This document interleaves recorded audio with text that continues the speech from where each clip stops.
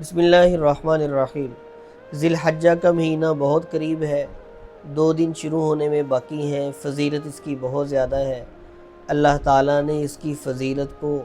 بہت واضح طور پر بیان بھی فرمایا ہے۔ 30ویں پارے میں سورہ فجر کی پہلی چند آیات میں اس کی فضیلت بیان ہے۔ اس کی ہر رات بہت فضیلت والی ہے۔ ہر رات لیلۃ القدر کی طرح ثواب اور اجر کی حامل ہے، اور ذی الحجہ کا پہلا عشرہ یہ فضیلت والا ہے۔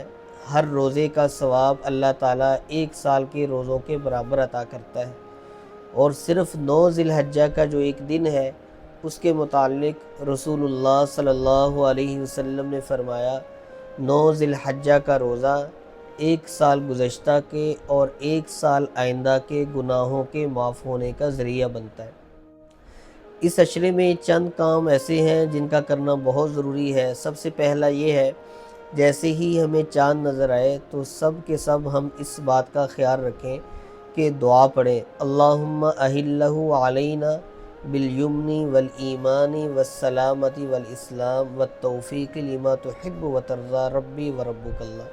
اے اللہ، اس چاند کو ہمارے لیے ایمان اسلام کی سلامتی کے ساتھ طلوع فرما،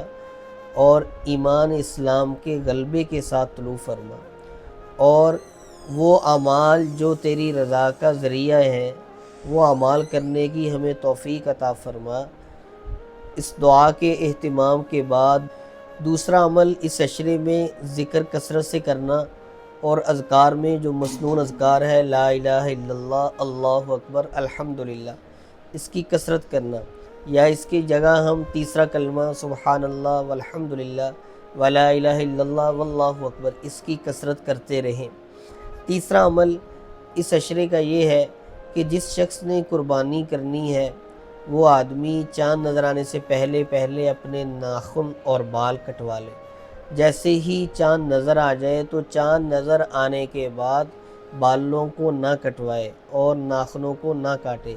اس لیے کہ جو حج پر جانے والے لوگ ہیں اور حالت احرام میں اللہ تعالیٰ کے گھر میں مہمان بن کر، اللہ تعالیٰ کے سامنے عبادت گزار بن کر دن رات سجدوں میں اور تلبیہ کے ساتھ اور عبادات میں اپنا وقت گزار رہے ہیں،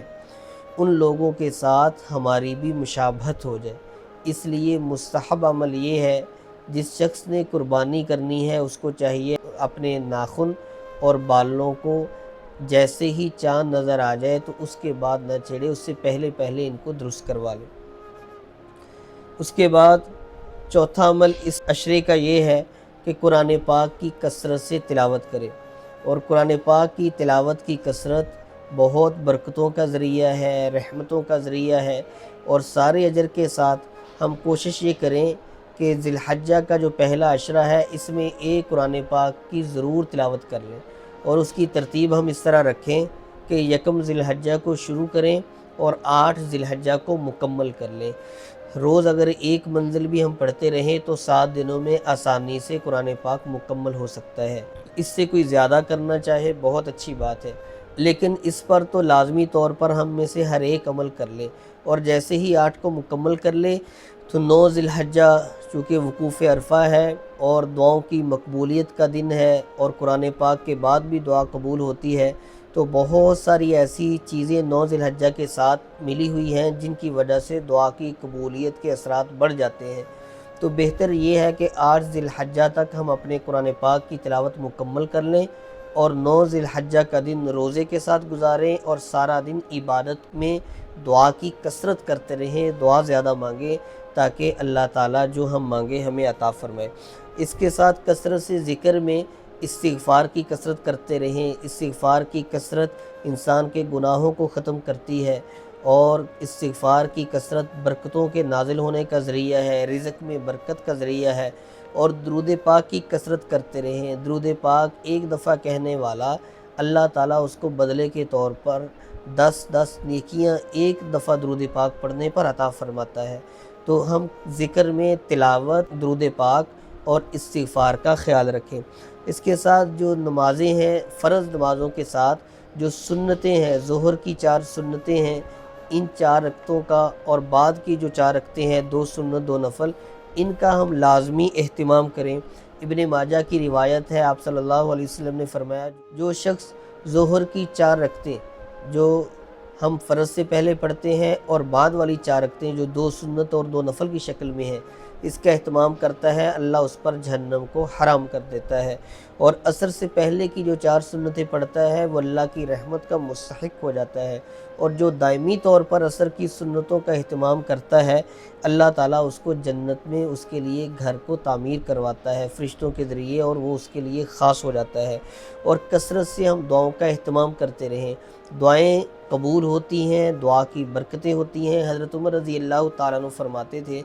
کہ مجھے یہ کبھی خوف نہیں ہوا کہ میری دعا قبول ہوگی یا نہیں، بلکہ مجھے ہمیشہ یہی خوف رہا کہ دعا کی توفیق کہیں چھن نہ جائے، یعنی دعا مانگنے کی توفیق ملتی رہے اور دعا مانگتے رہیں، اور یقیناً ہر مانگی جانے والی دعا اللہ تعالیٰ اس کو ضرور قبول فرماتے ہیں۔ اور زیادہ سے زیادہ خرچ کریں دوستوں پر، رشتہ داروں پر، ضرورت مندوں پر،